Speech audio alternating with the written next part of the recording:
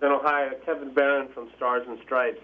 I wonder if you could comment on the predictions of the spring offenses versus what you've seen so far. I know you just said that in your lead that the poppy season, the harvest season, was just now completing.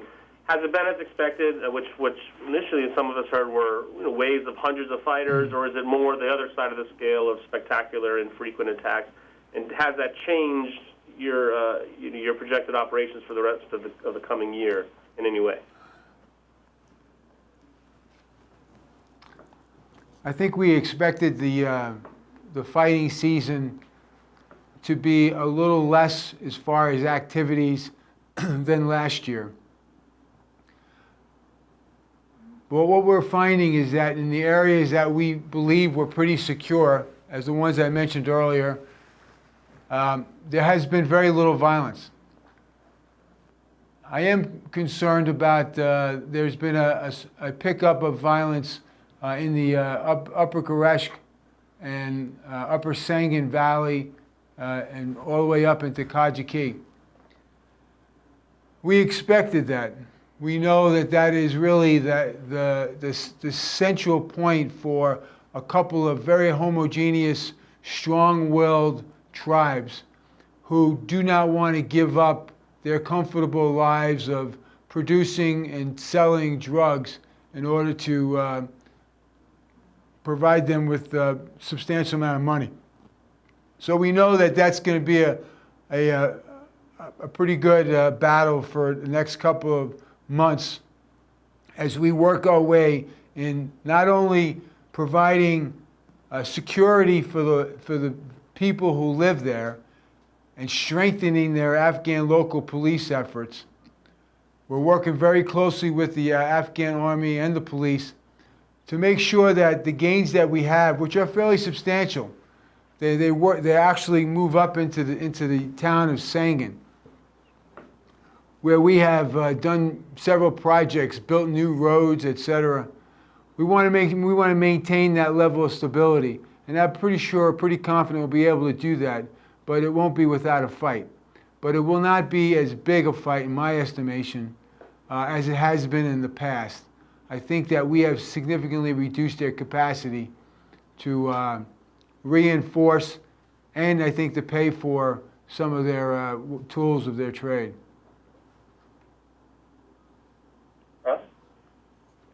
Good day, sir. Rosalind Jordan with Al Jazeera English. I wanted to ask you more about the insurgent activity in your area of concentration. Are they indigenous to the region? How many are there? Where are they getting their training? And when you talked earlier about possibly some $60 million in revenue being lost to them for their operations, how severe an impact is that, if you can characterize it? I guess I'll answer the last question first. I did mention the fact that about $60 million worth of opium has been confiscated. I think a total of about 29,000 tons of opium has been interdicted by a variety of means by our forces here in Helmand. What I am concerned about is that when I look at, and that's happened within the past 3 months, I'm not sure what 30,000 tons of opium translates to as far as total, but there has been some estimates that maybe is less than 2% of the total amount of opium that's being produced out of the Helmand province. So, if that's the case, there's a lot more opium and drugs to sell and money to be made. As far as the insurgents themselves, most of the fighters are not very well trained.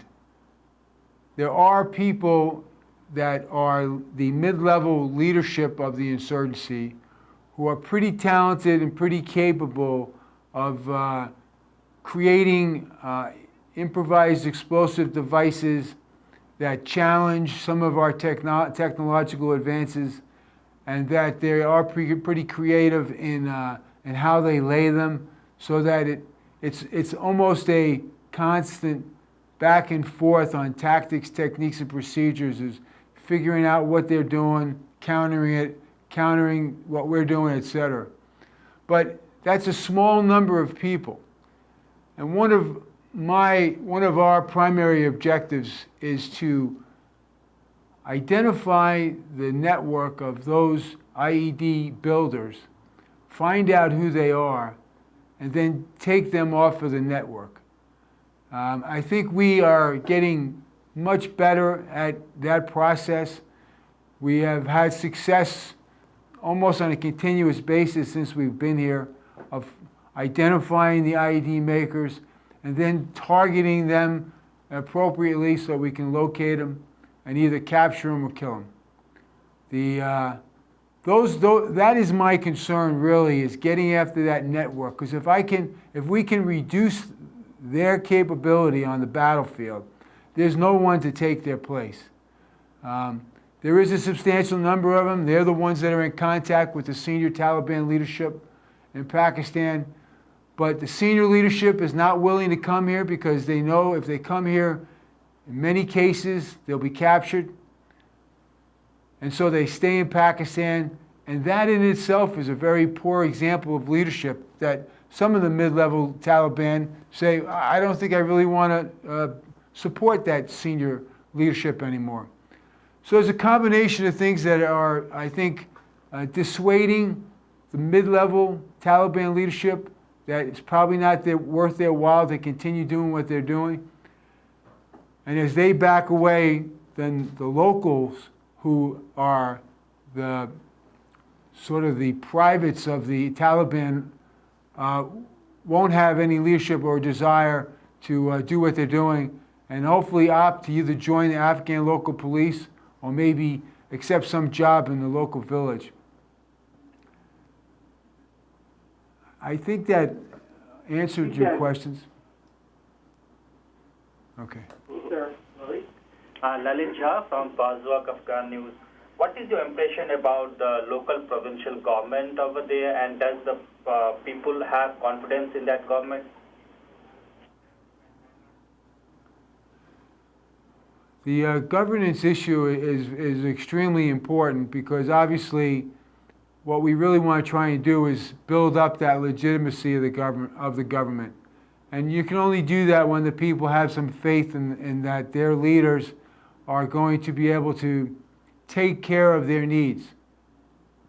There are definitely a lot of competing needs here. Probably one of the biggest challenges that we have is that many of the people who are living outside of the fertile areas but are trying to do some farming are generally squatters. They get very little support from the government. The land that they're living on, they're pushed off of, and yet they're the ones, the ones living in the desert area away from the green zones that are trying to make a living, are the ones that are harboring the insurgents. If we could, as I mentioned earlier, one of our objectives is to push the insurgents out of the populated areas. So what happens is they go into these desert places. If the government could, in some way, shape, or form, support that indigent population that's living in the deserts by having programs like land lease programs or whatever, so at least they have an opportunity to feed their families, we'll find that the insurgents will not have a pond to swim in. They won't have, they'll be further isolated. And that's obviously the exact objective that we have. So the government needs to step up to the plate and address some of those issues.